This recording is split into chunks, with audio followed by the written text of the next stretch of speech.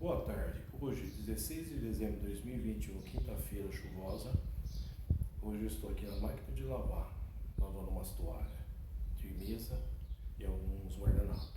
Nós, homens, na geração de hoje, estamos aprendendo a fazer muitas coisas, né? Então é importante para o homem hoje em dia, nas horas vagas, aprender a cozinhar, lavar, passar. É uma grande satisfação para mim estar aprendendo essas coisas. Muitas coisas eu já sabia em 98, por exemplo, passar a roupa. Um abraço, Paulo.